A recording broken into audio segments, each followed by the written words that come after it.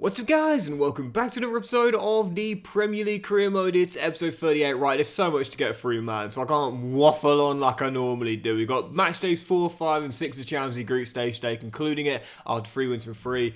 More big games in the Premier League, still top of the table by 3 points clear of Spurs. It's our first league game today. Before we get there, we've got the EFL Cup last 16 away against Challenger side Southampton. Diving straight into it. Loads to get through today, so let's crack straight on and dive into our first one. Saints away on the South Coast. Come on. The game's underway. Just real quickly, you can see on the screen right now, Haaland with another Ballon d'Or. I believe it's his third of the save, I think. 94 overall now. Just unbelievable stats. And, you know, I mentioned before, I wish you could keep track of the Ballon d'Or winners throughout the save. It's one thing for me that EA really get wrong with career mode, 'cause it's like after season, the last season just gets kind of forgotten about, you know, because you can't track it again. Oh, it's Krustovic.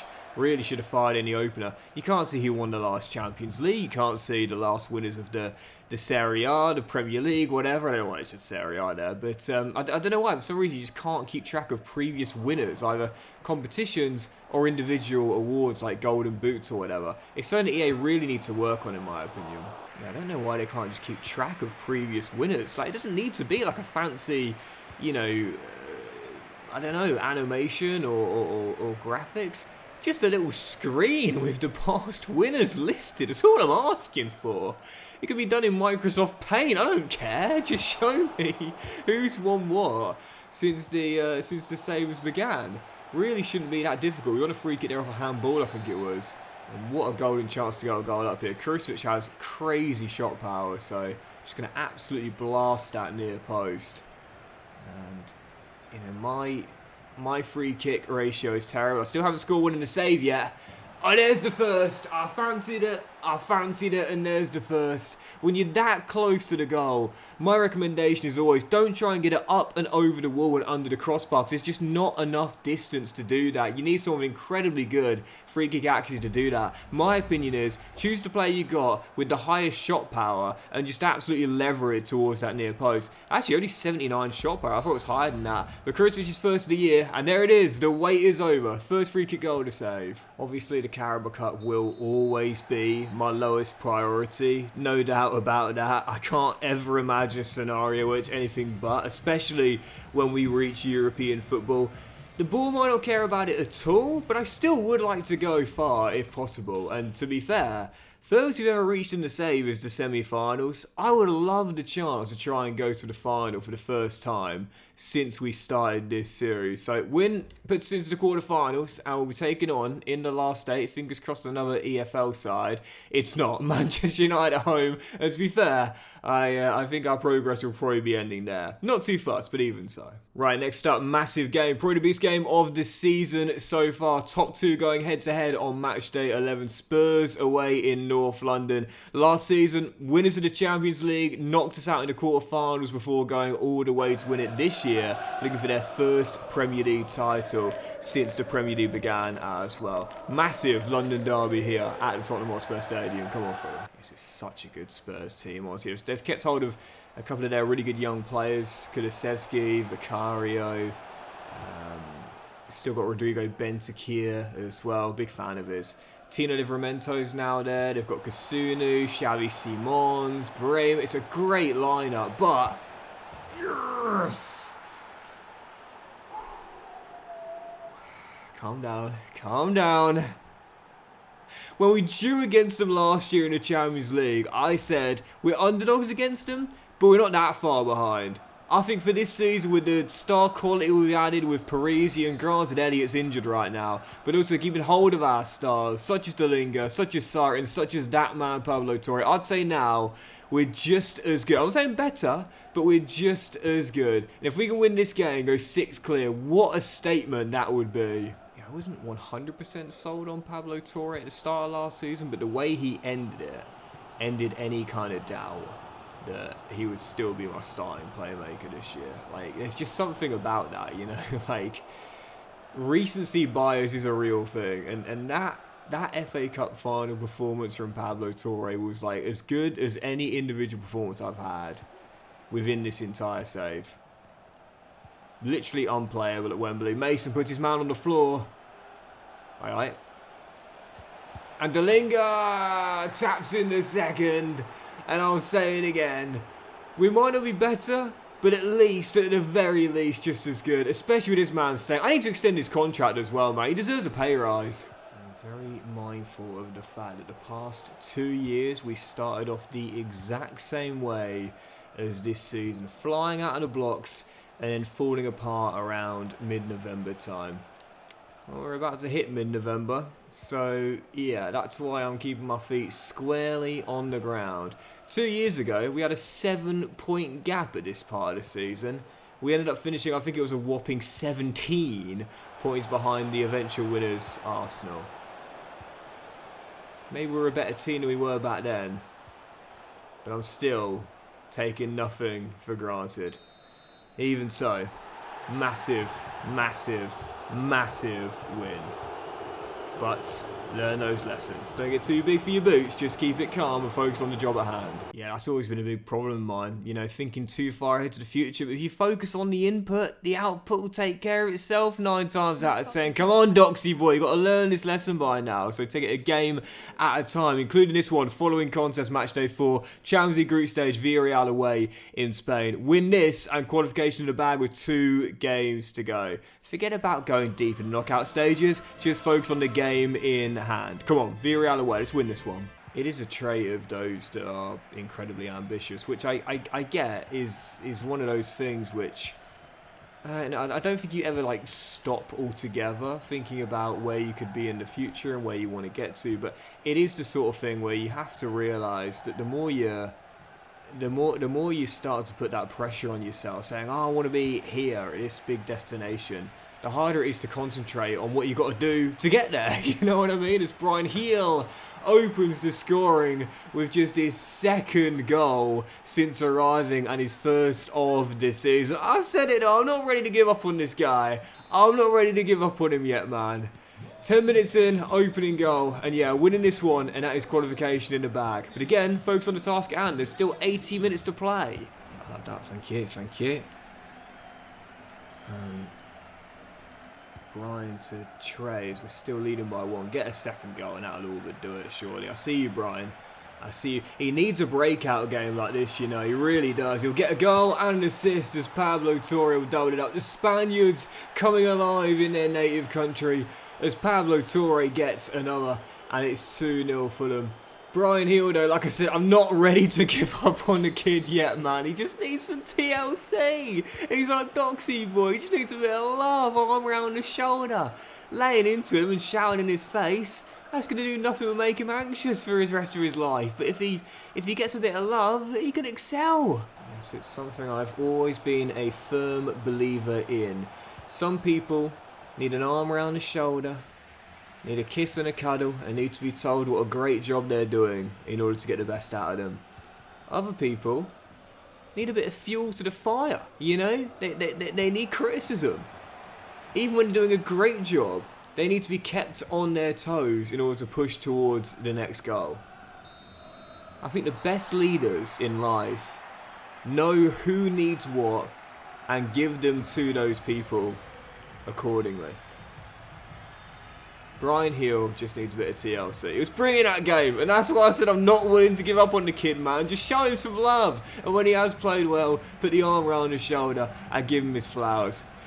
Qualification in the bag, and we 1 win away from top spot as well. Fulham flying out the blocks in Europe this year, just like last season. Right, following game, West London derby, Brentford at home. We've only had 1 loss all season long, and that came against our other West London rivals, Chelsea, so not feeling confident here, man. My record in these derbies speaks for itself. Brentford at Craven Cottage, come on, Fulham. For me, it was always like you got to put the arm around his shoulder. Like, do you know what I mean? Like I always wanted to be that kind of person that feeds off the hate, you know. I always wanted to be that sort of person that's like, oh, I've got bulletproof confidence, you know, nothing's going to stop me. But it's the complete opposite. Like, I'm a pussy. Like, literally, like, as soon as someone criticises me, that's it. I think a lot of it comes from self-hatred. Like, I absolutely hate myself so much. And that's when someone criticises me, I'm like, yeah, you're right. I'm terrible at everything. I wish I was dead. But if someone's like, oh, mate, you did really well there. I'm like, really? I'm good? Yay! Like, you know, you got to show me that love, you know? Like, you got to show me that love. Like, if I haven't got that love, then I'm just going to literally recede into myself completely and be like, this is why I don't come out of my shell. Because I feel like an absolute twat and everyone hates me and I wish I was dead. Oh my God, what is going on? This is ridiculous though. 12 minutes in, goal down against Brighton. I cannot beat Brentford and Chelsea. And I know the irony is we beat Chelsea in the FA Cup final last year, but West London derbies, man, I lose every single time I play one. I'm going to draft a petition to expel Brentford and Chelsea from the Premier League because I don't see a scenario in which I feel like we're going to have the better of them ever. Oh, what a ball, Jamie. What a ball. And Mason's cutback is deflected back to the keeper. Even though we finished above Brentford 3 of the past 4 years, and I feel very confident we'll finish above them this year as well. Like, I can't get the better of them when I play them. I'm sick of it. I'm sick of losing to them every time I face them. So I'm not going to lose this game. We're going to win it. We're going to come from behind and we're going to win it. Give this guy a match highest earner clause. How is he not on as much as Parisi, man? Thijs de Linge once again. Fulham back on level terms. Go on, Jamie. Go on, Jamie. Keep going, son. Keep going. Go right, go right, go right. Oh, nice underlap there, Kuto. De Linge! Flags it for offside. Celebrations cut short. I was going to say he did seem a yard offside or 2 yards offside when the cross was played in. Cracking finish. Nice little build-up, but... oh, yeah, he's well offside. Well offside. But this is the response we were looking for, man. This year, we've already come from behind twice to claim wins, both in the league and in Europe as well. If you want to do something significant in life, you need a hell of a lot of resilience. Fulham showcasing that. It's just a shame this year we started off quite a few games poorly. And yeah, there are some games where, as De Linge should have made it 2-1. That's alright, you've got plenty of time to turn the tide. We often talk about stumbling out of the blocks and not feeling too sorry for yourself, just trying to turn things in your favour, but at some point your luck will run out, and you need to start better. Mason to Parisi, still down here. I should say still tied, somehow. But surely it won't be for long. Jamie, run. Been completely on top ever since we got that leveller, but just haven't been able to find that goal to get in front for the first time. I think all we're going to need is that one goal. And we've not got it. What a save on Jamie. Man, oh man, chance after chance, but just can't will that ball in. 8 minutes to try and find a winning goal. Oh, I don't believe it. We're going to lose instead, but I say I don't believe it. I do. I've been on top practically ever since we got that leveller, but you're a shocker. There's nothing shocking about losing a West London derby nowadays, though, is there? Man, oh man, but for Lance, how many times have I said this, man? This is the biggest problem with this guy's game. He comes for crosses or comes for balls in the air, gets nowhere near them. I can believe I'm going to lose this. Our only 2 losses of the season so far in the league, both at home in West London derbies. I can't win these games. I just can't do it. It's a psychological thing, you know. It's one of those where I often talk about you learn through evidence. If you've done it before and you've got evidence you've done it before, you can do it again.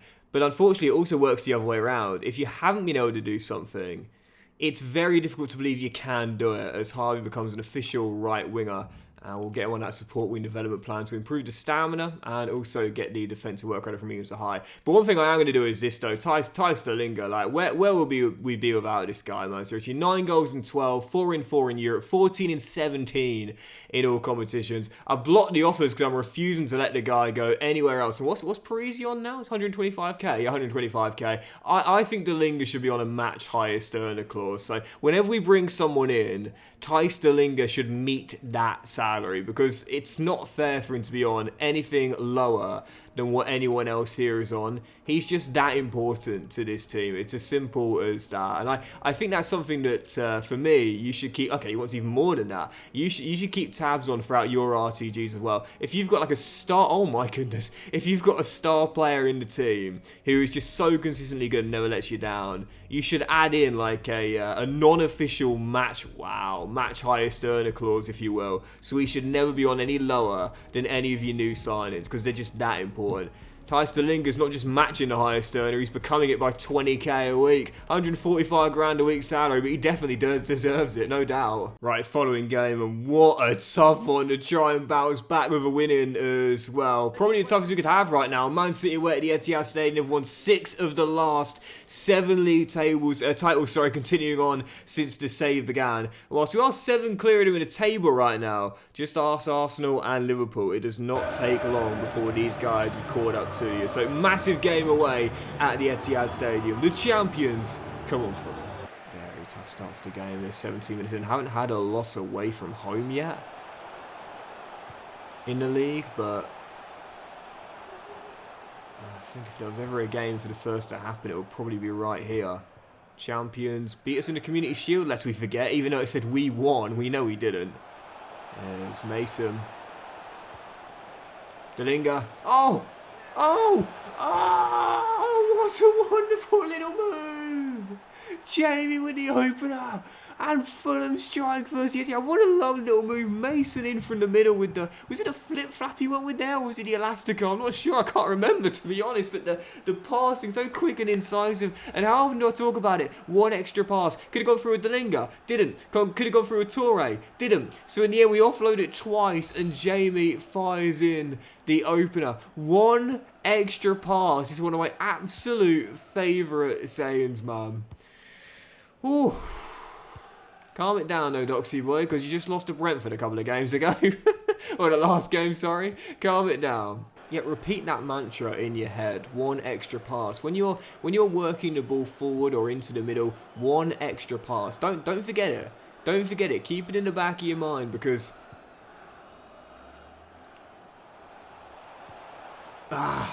you never know when a defender's going to come across, and when that's the case, if you've got that mantra in the back of your mind, one extra pass, you'll know to quickly offload it in time. Find a free man, find a free shot at goal, and hopefully find the back of the net. One extra pass. Oh! Oh! Oh!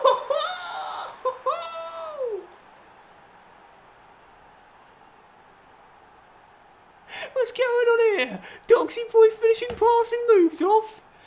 Oh my goodness, what a move. What a move. One extra pass. And Pablo Toure. Naughty. Fulham tune it up again. Calm it down, Senor Doxy. There's a long way to go in the season. A long way to go in the game as well. Calm it down. When you talk about responding to failure, defeat and disappointment, this is the way to do it. What a response, man. Going to the champions on the back of an embarrassing 2-1 loss at home to Brentford, playing them off the park, and remembering that mantra of one extra pass. A 2-0 win, but we're keeping our feet on the ground. Like I said, man, don't get too far ahead of yourself and focus on the input. There's a long, long way to go. And I believe that's now 7 clean sheets and 8 in all competitions as well. Really tightening up defensively after a shaky mini patch. Right, following game, match day 5 of the Champions League group stage. Atalanta at home. We're heading to the game with 3 points clear of them. Because of their head-to-head record, all we need tonight is a point to guarantee top spot with a game to go. Let's get the job done. Come on, Fulham. Really tightening up defensively now. You'd love to see that. Oh, yeah. Come on. But I'm really impressed with the passing and the moving and creating this space for one another as well. It's our dynamic duo. Pablo's come in, Jamie's come in, Lance came through the academy and Calvin's become our captain. But these two, I think, will always be the biggest legends here at Fulham. Delinga to Gabriel Sara. First in Europe for the Brazilian. And Fulham draw first blood tonight. Just Calvin win that, mate. Ooh, Xerxes, what a ride. Hurdling like he's playing Madden out there. And now Angel Gomez, who scored in a reverse fixture, goes for goal. Lance with the save. And Parisi keeps the ball in play. Yeah, want to keep shutting that door, keep those clean sheets coming. As we still lead by 1. Good stop there by the kid. And from that, it's led to an attack as well. 2 white shirts down the right. And a little bit lucky, we'll take it.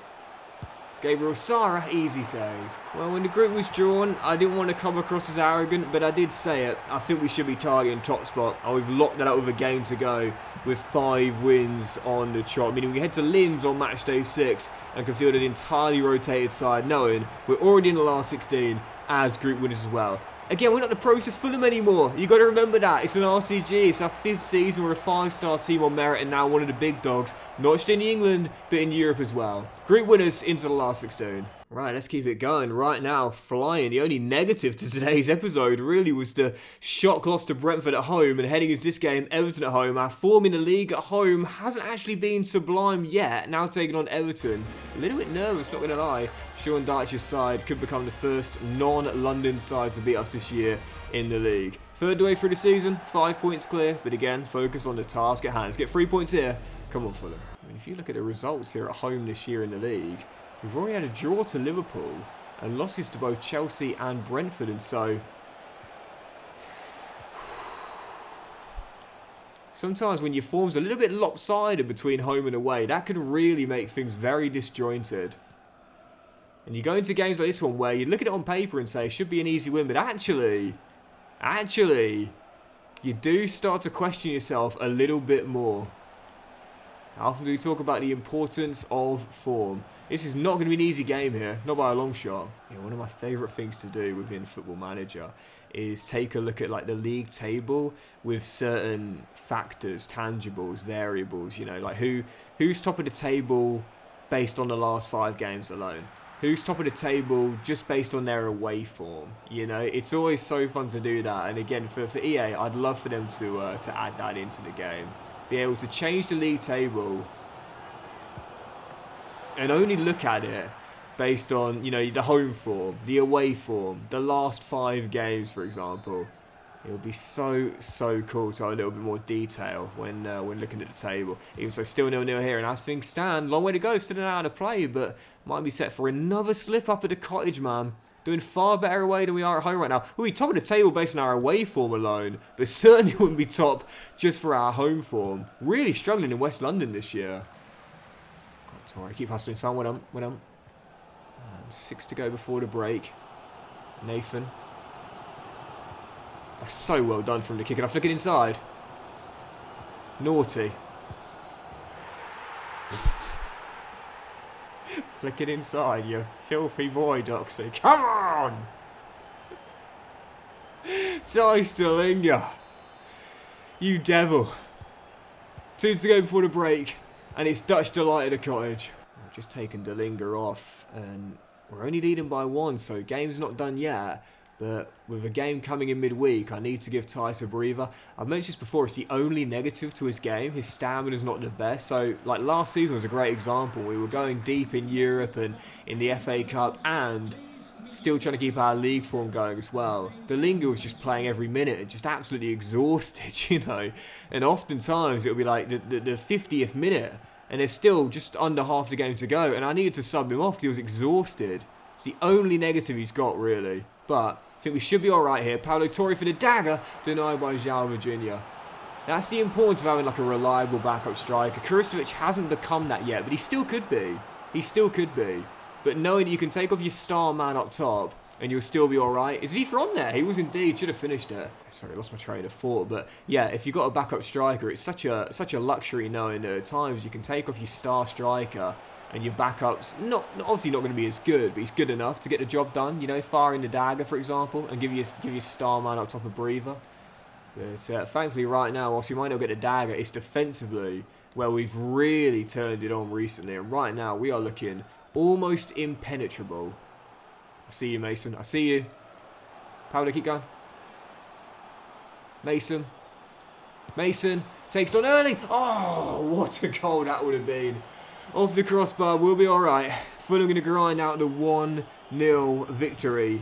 And again, right now, it's the defence where we are getting the job done. Staying top, staying clear. And whilst Dillinger continues to be our main man, defensively right now, we're shutting the door on everyone. No one's scoring against us, apart from Brentford.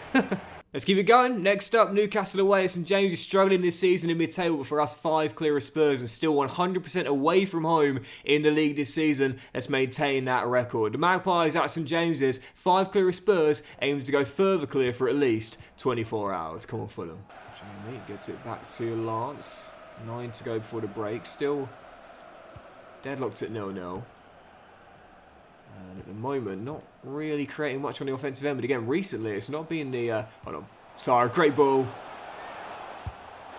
Oh, well, you're not going to stop that one, Nick, are you? It's not been the goals that have been impressing us the most, but it's the rock-solid defensive ability. And I think one thing that's really helped as well is you might have noticed for this game, once again, I've put I've put Trey Hume back in at right back. And you might have seen this season, I've been starting Hume more than Yan Couto, because even though Couto's got the higher rating, Hume is the much better defender than the Brazilian. And I talk about this so often, but it's not always about the player's overall rating, and it shouldn't play the biggest part as to whether you start that player or not. Last season, we took a step back defensively, conceded a lot more goals, and I think one of the reasons why is because we started playing Couto there all the time, and Jan's not a right back. We know that. Trey is a much, much better defender. And I think that's why our defence this year has really picked up. Hume started probably more games than Couto at right back, and it's why our defence has improved and gone back to the levels it was 2 years ago. I mean, don't get me wrong, I love Couto. We all love Couto. Came over as part of that João Palhinha swap deal. God, that feels like... doesn't even feel like it was in the same save, it was so long ago. But Trey is the better defender, and I think that's what's really helped us tighten up this year. Trey's come back in, started more games than Couto. Well, we've been much better because of it, but that's a silly goal to concede, man. I was talking about the fact we tightened up and aren't conceding as many silly goals, but I can't blame Trey for that. What on earth was I doing there? What a stupid goal to concede. Those are the sort of goals that frustrate me more than any other, because it's like, what are you doing? Like, do you know what I mean? Like, sometimes you can blame a goal on some bad luck or a brilliant strike. Oh, speaking of devil, Gabriel Sara, what a finish, son. But sometimes you've got to hold your hands up and accept when you've just absolutely dropped a clanger. I don't know what I was doing there, but Gabriel Sara knew exactly what he was doing there. Gets the ball out of his feet and then bends one into the far corner. Football 101. If you can't defend, just score more. Gabriel entices the dynamic duo with a goal either side of Alexander Isak's. Fulham back in front. Good game, to be fair. Really good game, and I talk about this often, man. It's always nice when you win like 3 or 4-0, dominate and get a big win on the board, but these are my favourite games to play when they're very tense, they're very nervy, and I think Fran Beltran is off. He got a booking in the first half early, and that is a second yellow. I don't often see, to be fair, second yellows. It's normally a straight red, but Beltran is off for the tackle. I must say, I think Sara's just dived. I don't think he touched him. I think that's a dive. Did he even touch Sara? I don't think he touched him. I mean, it's a second yellow's been given, so he's off, but I don't think he touched him there. Ball goes up in the air, and I don't think has he touched him there? Oh, wow, that's a terrible decision. That is not only that, he gets the ball as well. How on earth is that a foul, let alone a booking? That is an awful, absolutely awful decision. Gabriel Sara, cheat. You love to see it. Man, I love those games. I love them. They're my favourite to play. They really are. Tight, tense, fiery, dramatic, hot-tempered, close, but always sweet when you come through with a win as well. Gabriel Sara booed off the pitch, and the cameras pan to him as well. He got the winner. He got Beltran sent off, and Fulham lead with the 3 points, and now he's sarcastically clapping the home fans. You love to see it. This is what makes career mode the best for me. Immersion. When you can get immersed into a game, it's the best feeling, man. What a massive 3 points in the North East. Right, still a couple more, because I want to end on the draw for the Champions League last 16. So I'll wrap up with a group closer against LASK in Austria. Before we get there, Brighton at home. 8 clear of Spurs now in second place, but we've been here before. Let's keep our eyes on the prize and take it game by game. Brighton at home aim to stay top and stay clear. Come on, Fulham. So we often talk about the benefit of getting through your European group early, and the biggest is know you can rest players for that final game, or possibly final 2 games, depending on how lucky you've been with results elsewhere. But yeah, December is just always full of so many games. You know, we've got big games in the league, sandwiching that match day 6 in Austria. We've got the Carabao Cup quarter-final now against Manchester United as well. Knowing that in that European game, we can rest the entire team. Oh, wonderful move and a great finish as well. It's just such a bonus, honestly, man. But I can't get over this. What is going? How am I finishing all these nice moves? Is it Doxy boy? Who's playing the gameplay? Because this ain't Doxy boy. He don't finish passing moves like this. What's going on? I reckon Doxy boy's paid someone to play the games for him today because he's been scoring some nice team goals. What's going on? Anyway, free kick for Fulham. Finally got our first on the board now with Krstovic. And imagine if we get 2 in the same episode. Okay, then we'll know this isn't Doxy boy playing. Oh! Sara on the top of the crossbar. So close. Spurs just found a leveller against West Ham there at the London Stadium. And if the Irons can do us a big, big favour, and we can hold on to this result, what a swing it will be, man. As Lance pushes that shot behind for a corner. Like I said, though, you got to focus on the task and forget about what the gap is. Forget about what you want to do in the future. Focus on the task at hand, man. I think Stan, we're doing that, but there's, like I said, a long way to go. Taking absolutely nothing for granted. After the past 2 years, we can't afford to. Sessegnon drives forward and offloads to Delinga. I've got a man out wide there in Nathan. I'll send him down the flank, and Nathan steps in behind Baku, and there should be 2. It's Nathan Mason going all the way. Shot blocked, and Brighton will get it clear. When was the last time Nathan scored? It's been a while. It's been quite a while. So, how about ending the drought, young man? How about notching one up for us? Ask and you shall receive. Right before the break, Nathan Mason fires in the second. Come on, don't throw out a clean sheet now. Oh yes, Lance, well in. Lance Knight. Mate, I'm buzzing with like how well he's developed within this save. It's been class to see it. Because, you know, since this year's FC began, I mean, you could say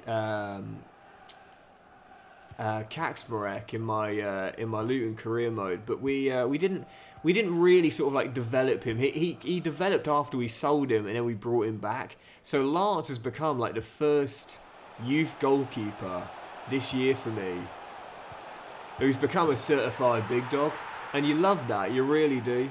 For me, youth goalkeepers, they're either like stars or useless. And in this save, Lance has become one of the stars. And I love it. Again, if you don't count Kaczmarek, because we sold him and then brought him back, Lance has been the biggest of the big dogs. And you love to see it. Anyway, 3-0 up here. What a performance and what a statement made this afternoon at the Cottage. Absolutely dominant against the Seagulls here. Oh, whoa. Oh, what a bizarre goal.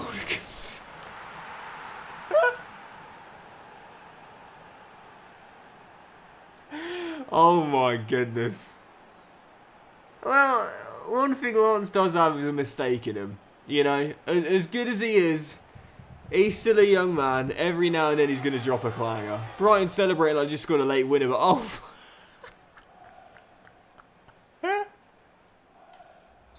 Hits it off the feet of Calvin Bassey. Played in. Dennis Undav with the finish. What a stupid goal to concede. Trying to pass out from the back. 99 kicking. Yeah, right. To be fair to Brighton, they've actually had a good game. It's not like the scoreline was very one-sided at 3-0, but to be fair, it's not been one-sided. Brighton have had some decent chances. Knight had made a couple of good saves, and there's 2 minutes to go. Take a miracle for them to get back in this and oh, what a save, Lance. Possibly claim a point, but well, that is Lance Knight in a nutshell. Drops a clanger every now and then often bails me out too. You live by Onana, you die by Onana. You live by Knight, you die by Knight. Been a long time since I had a goalkeeper like that. Real ones know what I'm referencing there. Anyway, big win. Big win. And let's end today's episode off with the final group game away in Austria. Come on, Fulham. Yep, let's wrap it up today with our 6th win in a row in all competitions. Meaningless game, match day 6 of the Champions League group stage, but still want to end on a win here with a totally rotated side. LASK in that beautiful city of Linz. Come on, Fulham. 23 minutes to go, still tied at 0-0. This has been a terrible game, I must say. And granted, don't get me wrong, it's a meaningless one, nothing to play for. There's Krstovic! Does finally break the deadlock, but it would be nice to end with a 100% record. I don't often do that in European groups, and this is a great chance to do so. Krstovic fires in the opener. Finally, with 20 to go, we've got the goals to go in front, and hopefully see us win match day 6 and top the group with a 100% record too. That would give us great confidence going into the last 16. This might have been a meaningless game, but we still wanted to close the group out with a 100% record, and that we do with the 1-0 scoreline in Austria, courtesy of the late Krstovic strike. Fulham making a statement in their Champions League group. We're a team to be feared in Europe now, a long way away from that process, Fulham. So we'll end the episode by seeing who we've got in the last 16 of the Champions League group. We'll see it straight away as we get back to the main menu. It is going to be, here we go, we'll see together. Oh, we got him again. Juve away in Turin. We can't avoid them in Europe, man. It's always the old lady versus Fulham. We've bested them before. We can do it again. Juve in the last 16. And oh, wow, look at the blockbuster ties there. Dortmund, Barca, Man City versus PSG. Let's have a look at the full groups then. PSG and Leipzig through in Group A. Oh, wow, Group B was a group of death, and Milan and Atletico survived it. Arsenal, Monaco in Group C. Napoli and Man City in Group D. Us and Atalanta, who came through with us there in Group E. Though, of course, you already knew that after match day 5. Barca and Leverkusen in Group F. Group G saw Betis and Dortmund, the holders Spurs knocked out in third. Didn't notice that. And in Group H, Crystal Palace couldn't get through Real Madrid and Juve, who came through as the top 2. Alright, the old lady, bring them on. Beat them before, we can beat them again. And that'll do it for today's episode, guys. So big thank you for watching. Really hope you have enjoyed it. And if you have, then please do drop a like. Much love to you all. Have a fantastic day. I will return in the next one. Right now, 8 clear of Spurs with 3 games to go into the halfway point. We'll have more big games in the league. We'll get through to the January window. And we'll have the FA Cup third round at home to Milton Keynes Dons, and the Carabao Cup quarter-final against Manchester United. Aim to reach the Final 4 for the first time since Season 1. Have a great day, guys. Much love. And I'll see you for the next episode of the Premier League Career Mode very soon.